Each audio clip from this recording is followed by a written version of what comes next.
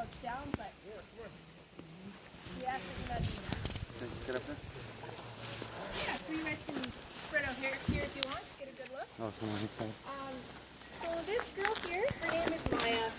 She's 17 years old now. And she is in the black phase, the gray wolf. So, believe it or not, when she was younger, she was jet black. But like us, she has gone gray. She's also the resident mom here. So she has raised a lot of the puppies that have come through here. When we got Wiley at 9 days old, she actually dug a huge den for him. Her instincts kicked in. It was really cute. So wolves in captivity will average a life of about 10 to 15 years. So she's doing really, really good. In the wild, though, around here, it's only 3 to 6 years old that they live. And that's because of human invasion, crossing the road.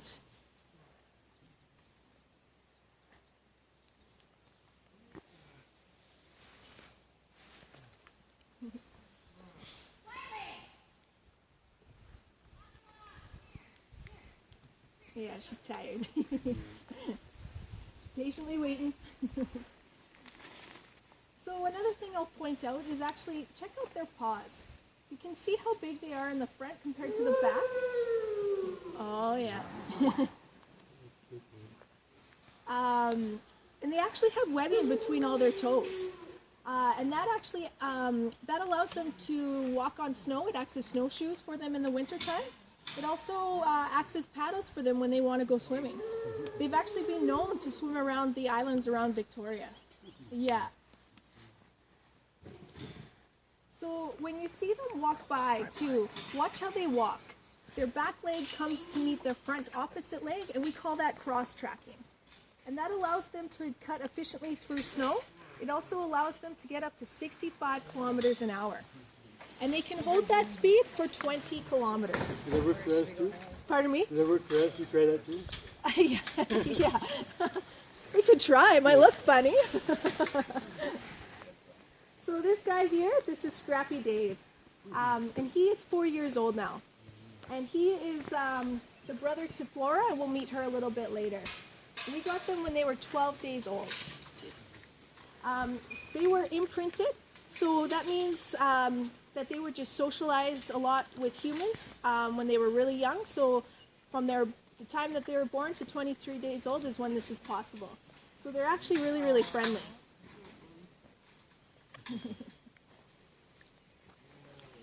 And I'll point out on the back of Scrappy's tail, there's a spot. Just look when he goes by. That's actually a scent gland. So they'll use that to leave messages on trees for other wolves or whatever message they want to leave. You'll see it as we're walking away, obviously. Yeah. So whoever's going on the walk, we're pretty much ready. You guys So can you can head head through the... to the office there. Come on, Maya, let's go. Thanks, Nicole. Yeah. Thanks, guys.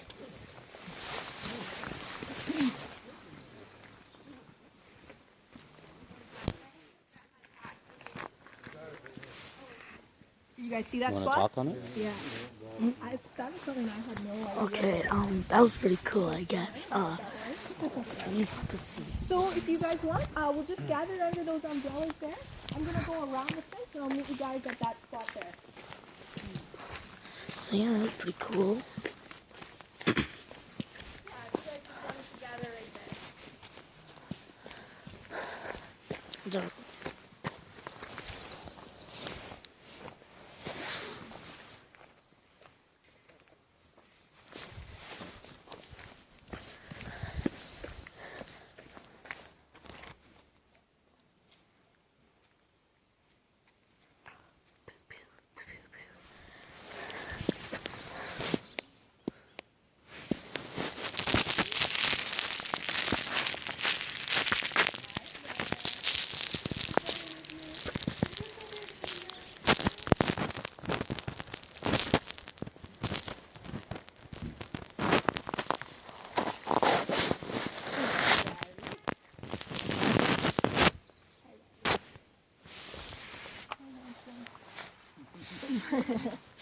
He knows he's handsome too. He loves the attention.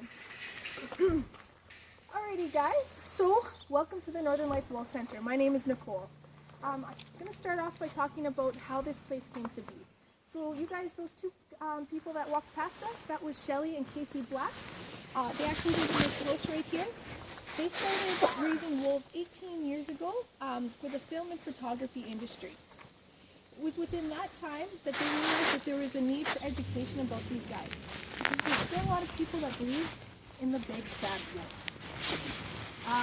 14 years ago is when they actually opened their doors here to spread that education.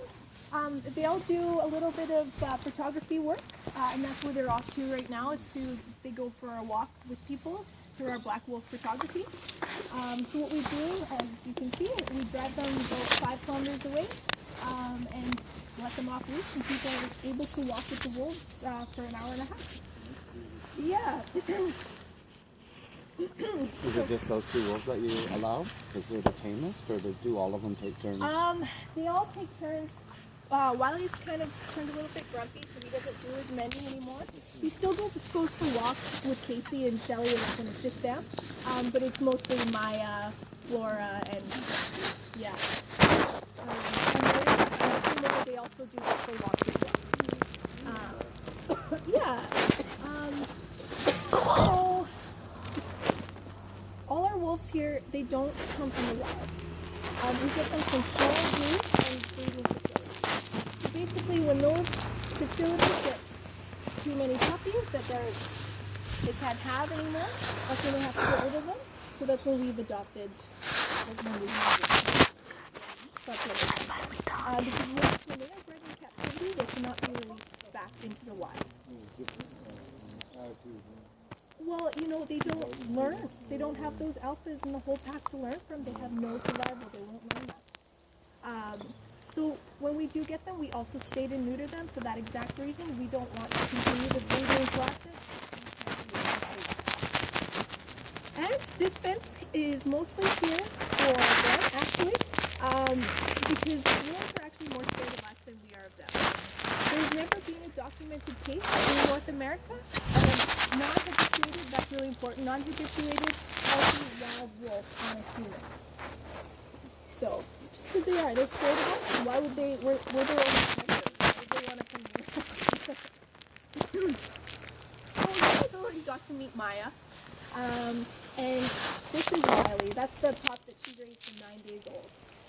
He's 14 years old now, and they're pretty inseparable. So as you can see, he misses his mom right now.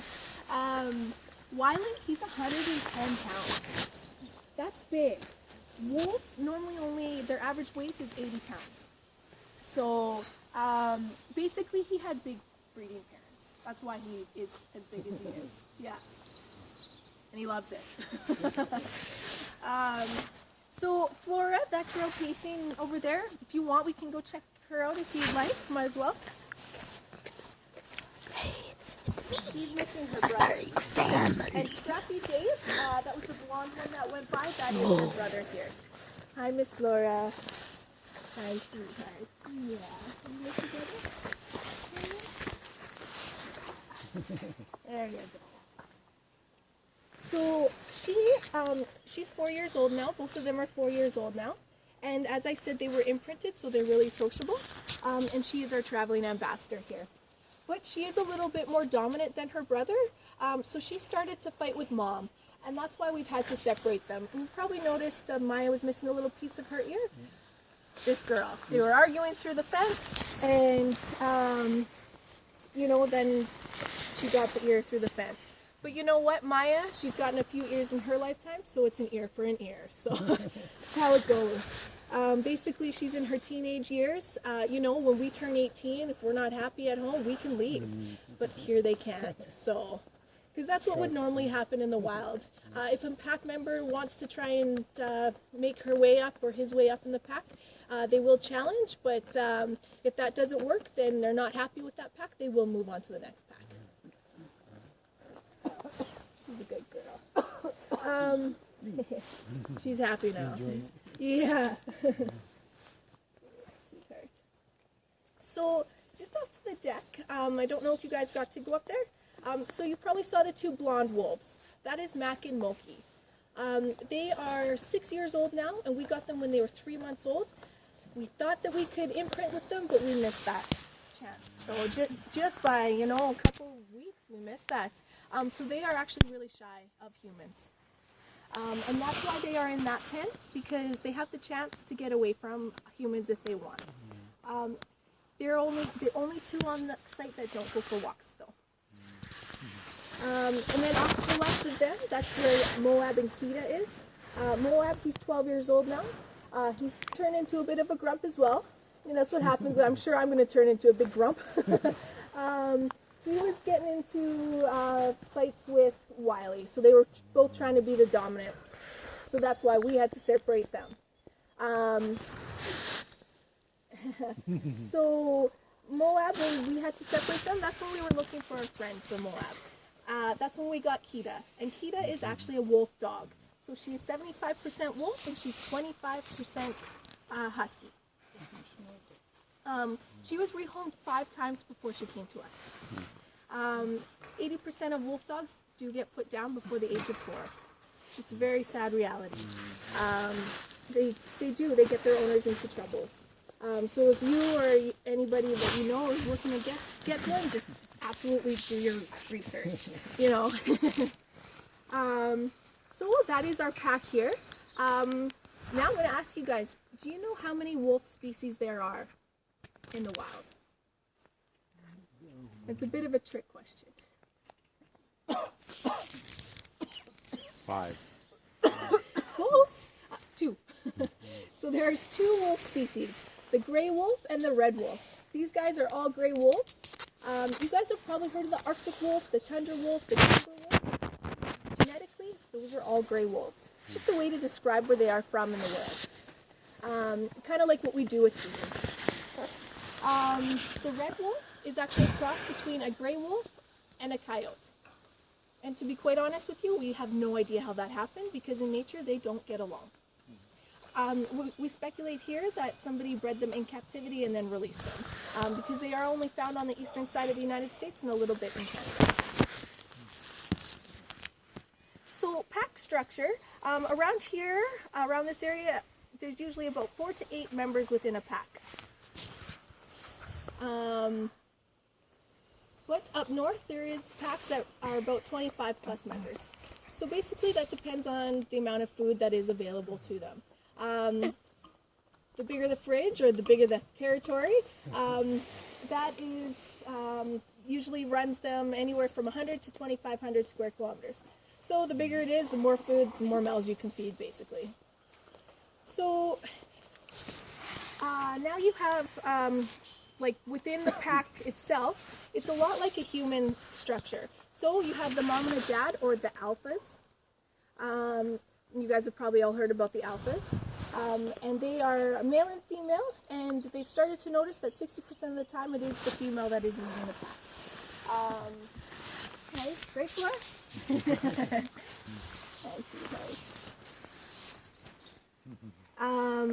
So the alphas, they're not necessarily the biggest of the group, but they have to be the smartest because they have to be able to provide for the rest of the pack. But they are the healthiest because they get to eat first and they get to eat as much as they want. Because they are the healthiest, they are the only 2 that do reproduce within a pack. Underneath the alphas, you have the subordinates, the betas.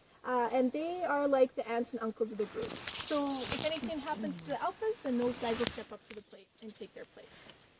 Underneath the betas, you have the the subordinates. They're like the workforce. So they do all the heavy lifting, like the hunting, the watching, the listening.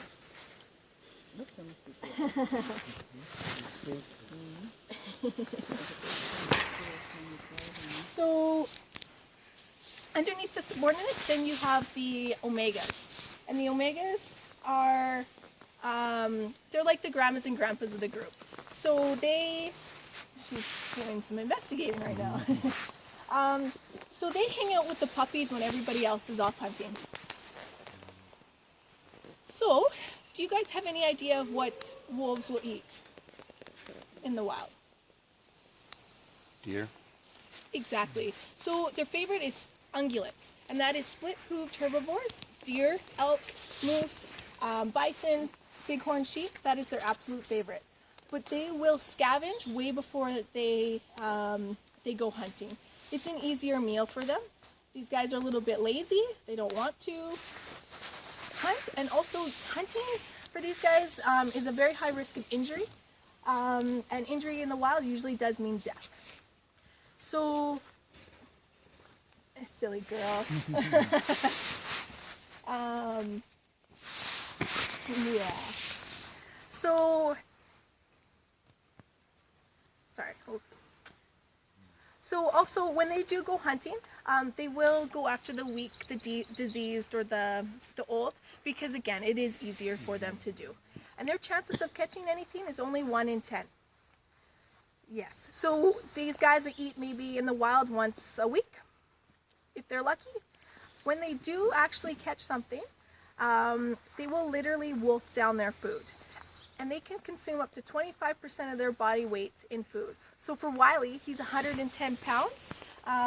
That's 25, 30 pounds that he could eat, or 110 quarter pounders. It's a lot of food. I always imagine this huge pile of burgers in front of Wiley. He'd love it. So they also, so they eat up that amount because they don't know when they're getting their next meal. They also, to feed their pups and their omegas, they will actually bring that food home in their stomachs, and when they get back there, they will regurgitate that up. A little bit gross, but very efficient. It's also good for the pups because it has all the digestive enzymes in there. Yeah, exactly. It's already chewed up. So they also eat, 7% of their diet is vegetation. So they will eat grass and berries, and Wiley, he loves rose hips, so they eat 7%. So here at the center, we do not feed any live food to our wolves. We get 50% donated from local farmers, and 50% is donated, or we do have to buy. So local farmers will give us any animals they had to put down, any stillborn calves, turkeys, chickens. Hunters, they will give us freezer burnt meat that they no longer want. The other 50% we buy wholesale meats, as well as roadkill. So we have to buy our roadkill here. So it's $60 for a deer, $80 for an elk. And we have to go pick it up ourselves. So when they do get a bigger meal like roadkill, that's about, say, 100 pounds worth of meat, split between 8 wolves, lasts less than 24 hours here. But when they get that big meal, we'll probably wait about 3 days again to feed them. Other than that, we do feed them every other day here. So now I'll cover a few fun facts. I covered a lot of that before. So you guys got a chance to see their paws. They can hear us from 8 kilometers away. They can smell us from 2.5 kilometers away. They can see like us during the day, and at nighttime though, they see 100 times stronger. Yeah, that's because all the light receptors in their eyes. They also have a bite strength of 1,500 pounds per square inch. German Shepherds have 750. The Crusher on a garbage truck disposal, 2,000. So they're only 500 less than that garbage truck. So when we feed these guys, they eat absolutely everything. They eat the bones, the skin, everything. Yeah. Yeah, so they communicate a couple different ways. So you guys know of the classic howl, but it's not at the moon.